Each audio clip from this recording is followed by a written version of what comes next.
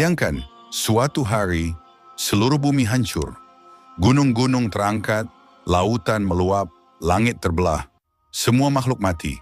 Lalu sangkakala ditiup, bumi yang dahulu kita kenal lenyap tanpa jejak. Yang tersisa hanyalah hamparan datar, luas, panas, tak berujung. Di sanalah manusia dibangkitkan, tanpa sehelai benang pun. Sendiri, ketakutan, lelah, kebingungan, itulah padang mahsyar. Tempat ini bukan seperti ruang tunggu. Ini adalah awal dari pembalasan. Hari ketika semua manusia dikumpulkan. Nabi, raja, tukang parkir, influencer, koruptor, ibu rumah tangga, semuanya sama. Tidak ada jabatan, tidak ada koneksi, hanya amal. Saudaraku, kita sering sibuk mengejar dunia yang fana. Namun jarang bertanya, apa yang akan terjadi setelah kita mati? Kita tahu tentang surga dan neraka, tapi tahukah kita bahwa sebelum itu ada padang mahsyar? Disinilah manusia akan berdiri selama ribuan tahun. Matahari hanya sejengkal dari kepala. Ada yang tenggelam dalam keringatnya sendiri. Ada yang gembira dan tenang karena naungan Allah. Tapi mayoritas manusia, mereka ketakutan. Mereka menanti dengan harapan dan kecemasan. Apakah catatanku akan diberikan dari kanan atau kiri? Lalu terdengarlah suara memanggil satu demi satu nama manusia untuk dihisab. Saat itu tidak ada yang bisa berbohong. Mulut terkunci, tangan berbicara, kaki bersaksi, buku amal dibuka. Semua yang pernah kita lakukan, bahkan yang paling kecil, tercatat rapi. Lalu terdengarlah jeritan. Ada yang dibanting ke neraka, ada yang diseret, tapi ada juga yang wajahnya bersinar, yang diundang masuk surga tanpa hisab. Siapa mereka? Apa rahasia mereka? Saudaraku, video ini akan mengajak Anda menelusuri perjalanan manusia di padang mahsyar. Dari dibangkitkan, dikumpulkan, hingga menghadapi pengadilan Allah. Bukan untuk menakut-nakuti, tapi untuk menyadarkan bahwa kehidupan dunia bukan akhir dari segalanya. Jangan tunda tobat. Jangan remehkan dosa. Jangan sia-siakan amal kecil. Karena di hari itu, setiap detik hidup kita akan dimintai pertanggungjawaban. Dan hanya mereka yang bersiap yang akan selamat.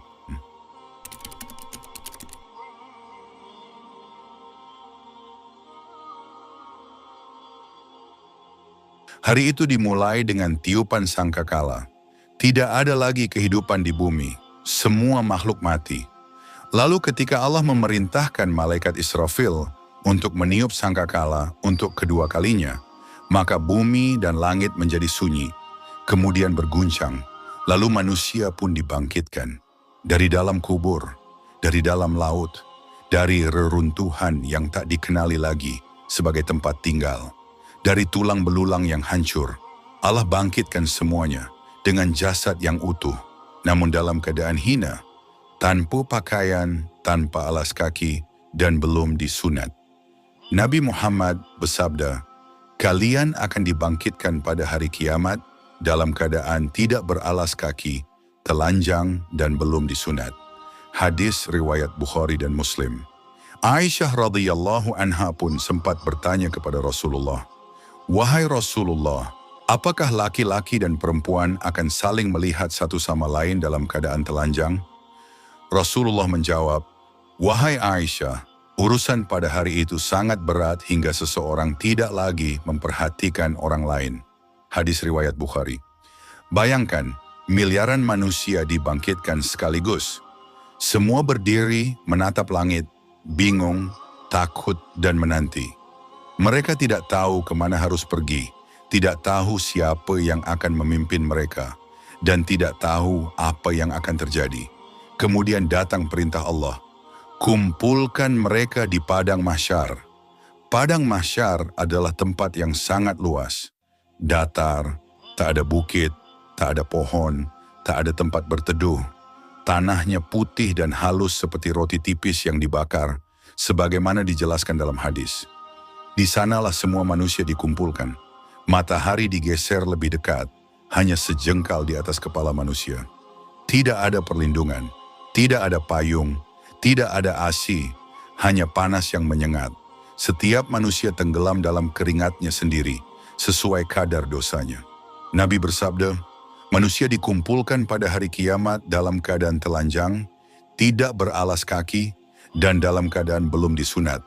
Matahari didekatkan hingga jaraknya hanya 1 mil, maka manusia akan tenggelam dalam keringat sesuai dengan amalannya. Hadis riwayat Muslim. Ada yang keringatnya hanya sampai mata kaki, ada yang sampai lutut, ada yang sampai pinggang, ada yang tenggelam hingga ke lehernya, bahkan ada yang ditenggelamkan sepenuhnya oleh keringat dosanya sendiri. Dalam keadaan seperti itu, manusia berdiri selama waktu yang sangat lama. Ada riwayat yang menyebutkan seperti 50.000 tahun lamanya sebelum Allah memulai proses hisab. Allah berfirman, seorang malaikat naik kepada Allah dalam 1 hari yang kadarnya 50.000 tahun. Quran Surat Al-Ma'arij ayat 4. Saudaraku, ini adalah waktu penantian, namun bukan seperti menunggu giliran di loket. Ini adalah penantian yang menyiksa. Karena setiap orang tahu, setelah ini pengadilan Allah dimulai, dan tidak ada yang tahu apakah dirinya akan selamat atau binasa.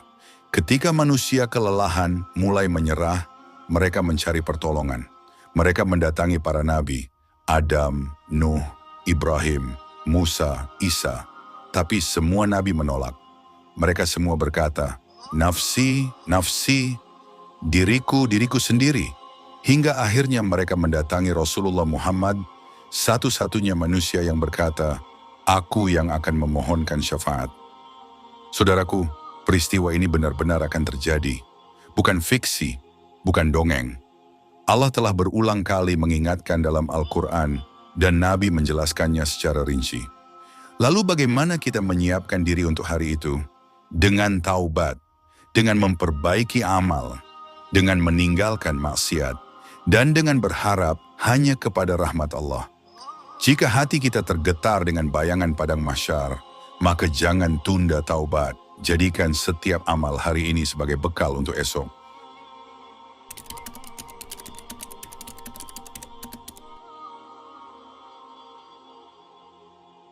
Setelah manusia dikumpulkan di padang mahsyar dalam keadaan ketakutan dan menunggu begitu lama, maka datanglah saat yang paling menegangkan, proses hisab, yakni perhitungan amal perbuatan. Inilah saat di mana manusia akan dimintai pertanggungjawaban atas semua yang pernah mereka lakukan. Sekecil apapun, sepelik apapun, bahkan yang mereka lupa, semua dicatat oleh malaikat dan tidak ada yang terlewat.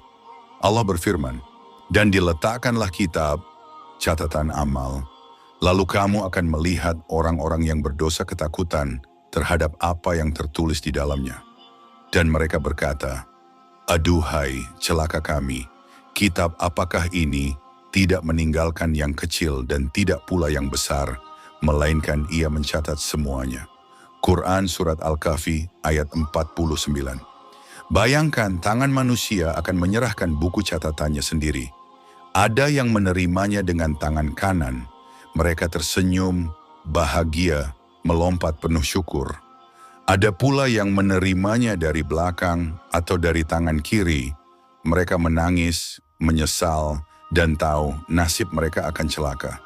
Allah berfirman, barang siapa yang diberikan kitabnya dari sebelah kanannya, maka dia akan dihisab dengan hisab yang mudah.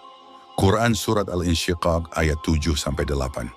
Dan bagi yang menerima dari sebelah kiri, dan barang siapa yang diberikan kitabnya dari sebelah kirinya, maka dia akan berkata, wahai alangkah baiknya sekiranya aku tidak diberikan kitabku ini, dan aku tidak mengetahui apa hisabku itu.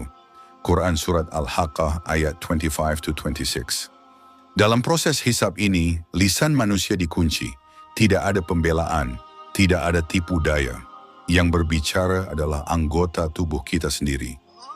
Allah berfirman, pada hari ini kami tutup mulut mereka, tangan mereka akan berkata kepada kami, dan kaki mereka akan bersaksi terhadap apa yang dahulu mereka kerjakan. Quran Surat Yasin 65. Tangan akan berkata, aku yang mengambil uang haram itu. Kaki akan bersaksi, aku yang melangkah ke tempat maksiat itu. Lidah yang dahulu pandai berbohong, hari itu terdiam. Setelah hisab dilakukan, tibalah saatnya amal ditimbang di mizan. Ini adalah timbangan keadilan Allah yang tidak akan meleset walaupun hanya sebesar zarrah. Nabi bersabda, timbangan akan ditegakkan pada hari kiamat hingga seandainya langit dan bumi ditimbang padanya, niscaya akan cukup. Lalu para malaikat berkata, "Ya Rob, siapa yang akan ditimbang dengan timbangan ini?" Maka Allah berfirman, "Siapa saja yang aku kehendaki dari makhlukku." Hadis riwayat Ibnu Abi Hatim. Amal yang berat di sisi Allah adalah syalat yang khusyuk, sedekah yang ikhlas zikir, dan doa yang tulus, air mata yang menetes karena takut kepada Allah, akhlak yang mulia. Namun ada juga orang yang datang dengan banyak amal, tetapi semuanya gugur karena dosa kepada manusia. Nabi bersabda, "Tahukah kalian siapa orang yang bangkrut itu?" Para sahabat menjawab, "Orang yang tidak punya dirham dan harta." Nabi bersabda, "Orang yang bangkrut dari umatku adalah yang datang di hari kiamat dengan salat, puasa, dan zakat. Namun dia mencela si ini, memfitnah si itu, memakan harta orang lain, menumpahkan darah, dan memukul orang. Maka diberikan kebaikannya kepada orang-orang itu. Jika kebaikannya habis sebelum dosa-dosanya lunas, maka dosa-dosa mereka dipindahkan kepadanya, lalu dia dilemparkan ke neraka." Hadis riwayat Muslim. Saudaraku, keadilan Allah tidak akan meleset. Jangan kira amal kecil tidak dihitung, dan jangan kira dosa tersembunyi tidak akan dibuka. Allah Maha Teliti. Hari itu, semua akan terbuka. Lalu bagaimana nasib kita? Apakah amal kita akan cukup? Ataukah amal kebaikan kita terhapus karena ghibah, maksiat, dan kezaliman kepada orang lain? Hari hisab bukan untuk ditakuti, tapi untuk dipersiapkan. Perbaiki hubunganmu dengan Allah dan bersihkan dosamu terhadap manusia. Maafkan orang lain dan minta maaflah sebelum terlambat.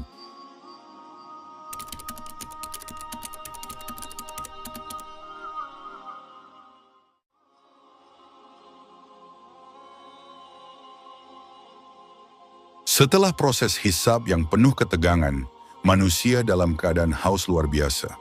Matahari menyengat dari atas, tak ada pohon, tak ada tempat berteduh.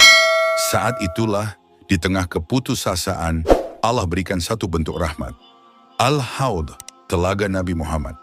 Telaga ini bukan seperti sungai di dunia. Ini adalah telaga khusus yang Allah berikan kepada Rasulullah di padang mahsyar, sebagai anugerah dan rahmat bagi umatnya. Nabi bersabda, "Aku mendahului kalian di telaga. Siapa yang datang kepadanya, ia tidak akan pernah haus sesudahnya selama-lamanya." Hadis riwayat Bukhari. Bayangkan jutaan manusia kehausan, kulit terbakar, keringat membasahi bumi, dan hanya sebagian yang diundang untuk minum dari telaga ini. Airnya lebih putih dari susu, lebih manis dari madu, lebih sejuk dari salju. Sekali minum, hilang semua rasa dahaga untuk selama-lamanya. Tapi tidak semua orang bisa minum darinya. Rasulullah bersabda, "Akan datang kepadaku suatu kaum pada hari kiamat ke telaga, namun mereka dijauhkan dariku. Aku berkata, 'Ya Rob, itu adalah umatku.' Maka dikatakan kepadaku, 'Engkau tidak tahu apa yang mereka lakukan setelahmu.'" Hadis riwayat Bukhari dan Muslim. Siapa mereka? Mereka adalah orang-orang yang mengaku sebagai umat Muhammad, tapi meninggalkan ajarannya, meremehkan sunnahnya, atau bahkan berbuat dosa besar dengan bangga. Mereka dihalau, dijauhkan dari telaga. Na'udzubillah. Di tengah kedahsyatan mahsyar, ada satu harapan yang masih menyala. Harapan itu adalah syafaat Rasulullah. Dan ini adalah syafaat yang paling agung, yang dikenal dengan nama Asy-Syafaatul Uzma. Saat semua manusia mencari pertolongan, mendatangi Nabi Adam, Nuh, Ibrahim, Musa, dan Isa, semuanya menolak.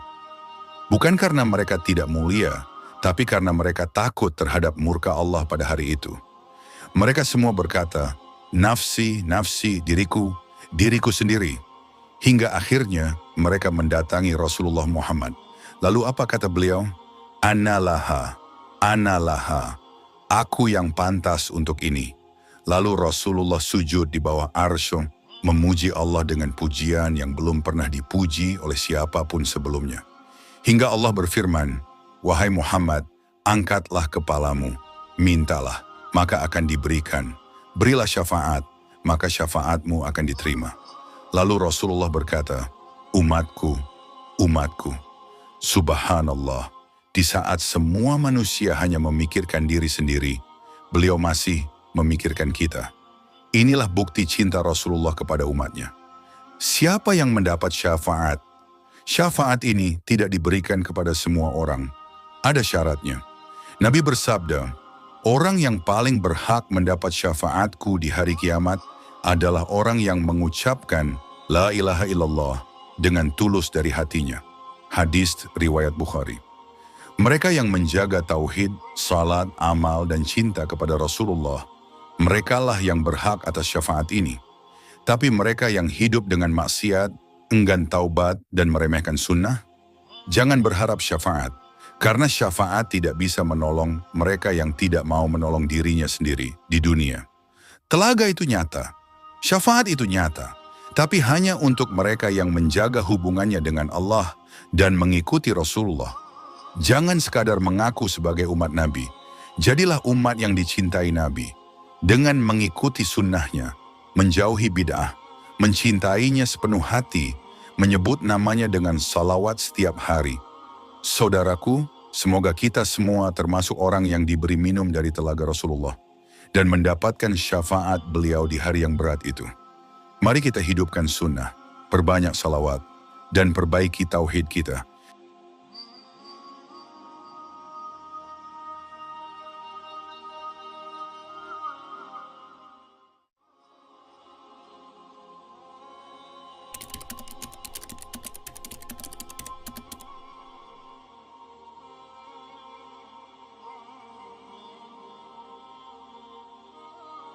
Setelah manusia selesai melalui hisab, setelah amal ditimbang, dan setelah syafaat diberikan, datanglah saat paling menentukan, melewati Syirath, jembatan yang membentang di atas neraka Jahannam. Syirath bukanlah jembatan biasa. Dalam hadis disebutkan bahwa jembatan ini lebih tipis dari rambut dan lebih tajam dari pedang. Di bawahnya menganga lautan api neraka. Dan di sepanjang jembatan itu, ada kait-kait tajam yang akan mencabik siapapun yang Allah kehendaki. Rasulullah bersabda, kemudian didatangkan Syirath, jembatan yang dibentangkan di atas neraka Jahannam. Para sahabat bertanya, wahai Rasulullah, apakah Syirath itu? Beliau menjawab, sebuah jalan yang licin dan licik, padanya terdapat pengait dan duri-duri, seperti duri sa'dan, duri tajam di padang pasir, yang memiliki kait dan mencengkeram. Maka ada yang selamat, ada yang tergores namun selamat, dan ada yang dilemparkan ke dalam api neraka. Hadis riwayat Bukhari dan Muslim. Setiap orang wajib melewati Syirath, tidak ada yang bisa menghindar. Bahkan para nabi pun akan melewatinya sambil memohon, Ya Allah, selamatkan. Ya Allah, selamatkan. Allah berfirman, dan tidak ada seorang pun dari kalian, melainkan akan mendatanginya. Neraka. Hal itu bagi Rabb-mu adalah suatu kemestian yang sudah ditetapkan.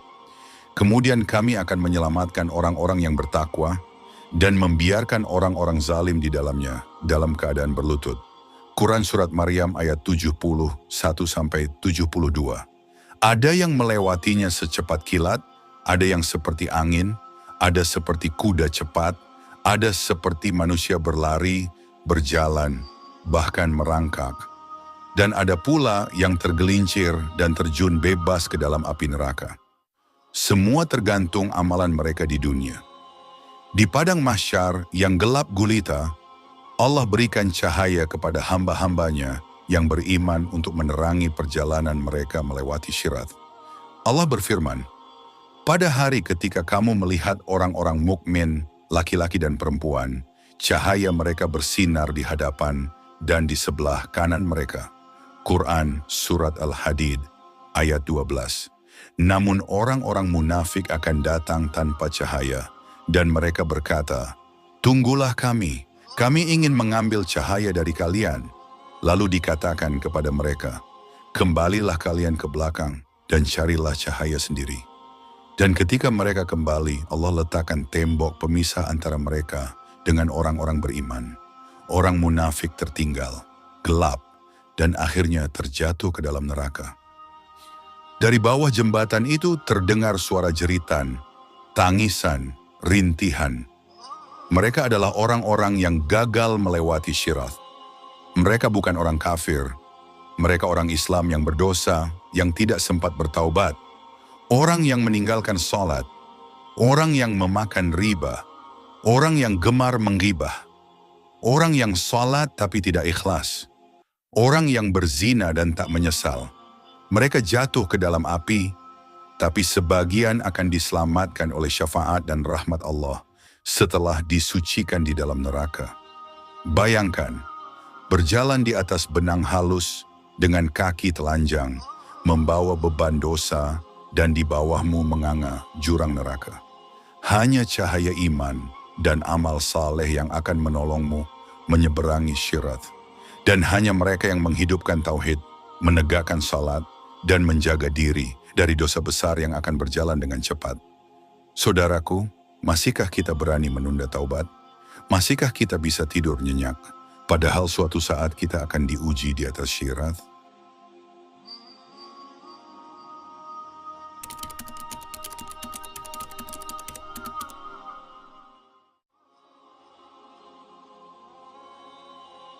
Akhirnya, tibalah manusia pada akhir dari seluruh perjalanan panjang di padang mahsyar. Setelah kebangkitan, pengumpulan, hisab, penimbangan amal, syafaat, dan melewati Syirat, manusia sampai pada titik akhir, pembagian tempat kekal, surga atau neraka. Di hari itu, Allah menetapkan siapa yang berhak menikmati kebahagiaan abadi, dan siapa yang dilempar ke dalam kesengsaraan tak berujung. Inilah hari pemisahan sejati antara hamba yang diridai dan hamba yang dibenci. Allah berfirman, "Dan orang-orang yang bertakwa kepada Tuhannya akan diantar ke dalam surga secara berombongan, hingga apabila mereka sampai kepadanya dan pintu-pintunya telah dibuka, para malaikat berkata kepada mereka, 'Salam sejahtera atas kalian. Kalian telah berbuat baik, maka masuklah ke dalamnya untuk selama-lamanya.'" Quran Surat Az-Zumar 73. Bayangkan, langkah pertama memasuki taman surga, pintu-pintu terbuka lebar, malaikat-malaikat menyambut dengan senyuman dan salam. Aroma wangi menyeruak dari segala arah, bidadari-bidadari menanti, sungai-sungai mengalir jernih, dari susu, madu, dan khamr yang tidak memabukkan. Dan yang paling menggetarkan, Allah ridha kepada mereka. Mereka tidak hanya diberi istana dan kenikmatan, tetapi diperkenankan melihat wajah Allah yang maha mulia. Tak ada kenikmatan yang lebih agung dari itu. Rasulullah bersabda, ketika penghuni surga telah masuk surga, Allah berkata kepada mereka, "Apakah kalian ingin tambahan nikmat?" Mereka berkata, "Bukankah engkau telah memutihkan wajah kami, memasukkan kami ke dalam surga, dan menyelamatkan kami dari neraka?" Maka Allah menyingkap hijabnya, dan tidak ada sesuatu yang lebih mereka cintai selain melihat wajahnya. Hadis riwayat Muslim. Sebaliknya, bagi orang-orang kafir, munafik, dan para pelaku dosa besar yang tidak mendapat rahmat Allah, mereka akan dihalau secara hina ke neraka. Allah berfirman, "Dan orang-orang kafir akan dihalau ke neraka secara berombongan, hingga apabila mereka sampai kepadanya, dan pintu-pintunya telah dibuka, berkatalah para penjaganya, 'Apakah belum datang kepada kalian rasul-rasul dari kalangan kalian?'" Quran Surat Az-Zumar ayat 71. Neraka Jahannam menyambut mereka dengan kobaran api. Malaikat Zabaniyah menyeret mereka dengan rantai dan belenggu. Wajah mereka menghitam, kulit mereka diganti berkali-kali, agar siksaan terasa lagi dan lagi. Mereka menjerit, menangis, menyesal, tapi semua itu sudah terlambat. Mereka ingin keluar dari neraka, tetapi tidak bisa. Dan bagi mereka azab yang kekal. Quran Surat Al-Ma'idah 37. Pada hari itu, tidak ada ketidakadilan. Semua dihitung, semua dibalas. Setiap lisan yang berdusta, setiap mata yang melihat maksiat, setiap tangan yang mengambil hak orang lain, setiap hati yang sombong terhadap kebenaran. Allah Maha Teliti dan Maha Adil, tak ada satupun amal baik atau buruk yang luput dari perhitungannya. Saudaraku, itulah akhir dari perjalanan manusia di padang mahsyar. Bagi sebagian, itu awal surga yang penuh kenikmatan. Bagi sebagian lain, itu awal dari siksa yang tak terbayangkan. Sekarang kita masih punya waktu, masih punya kesempatan. Waktu untuk bertaubat, untuk memperbaiki hidup, untuk mengejar ampunan Allah. Karena nanti, semuanya terlambat. Maka hari ini, mari kita hidup sebagai orang yang benar-benar percaya akan akhirat. Bangkitkan imanmu, dirikan sholat dengan khusyuk, berbuat baik kepada sesama, perbanyak zikir dan istighfar, tinggalkan maksiat sekecil apapun. Dan yang paling penting, jangan tinggalkan dakwah ini hanya untuk dirimu. Bagikan video ini kepada orang yang kamu sayangi. Ajak mereka untuk siap menghadapi hari mahsyar. Dan semoga kelak kita semua berkumpul kembali di surga Allah, di bawah naungan wajahnya yang maha mulia. Saudaraku seiman, bayangkan perjalanan ini seperti lembaran nasib yang tak bisa kita ulang. Dimulai dari tiupan sangkakala, diseret ke padang mahsyar, dibuka segala catatan, dihisab dan ditimbang, lalu ditentukan surga atau neraka. Semua yang kita tonton hari ini kelak akan menjadi kenyataan. Akan datang hari ketika dunia ini lenyap, dan yang tersisa hanyalah amal dan rahmat Allah. Maka renungkanlah, jika hari ini malaikat Israel memanggil namamu, apakah kamu siap menghadapi mahsyar? Sudah cukupkah bekalmu? Ataukah kamu akan berkata, "Wahai Tuhanku, kembalikan aku ke dunia, agar aku bisa beramal saleh." Tapi saat itu, semuanya terlambat. Mari kita hidup dengan pandangan jauh ke depan. Bukan hanya soal dunia, tapi soal akhirat yang kekal. Semoga video ini menjadi pengingat sebelum ajal menjemput. Jika video ini menyentuh hatimu, share kepada orang yang kamu cintai, agar mereka pun bersiap menghadapi hari mahsyar. Subscribe saluran ini, karena kami akan terus menghadirkan konten dakwah yang mengingatkan tentang akhirat, iman, dan taubat. Jangan biarkan dirimu atau orang terdekatmu terlambat menyadari kebenaran. Karena akhirat bukan dongeng, tapi pasti datang.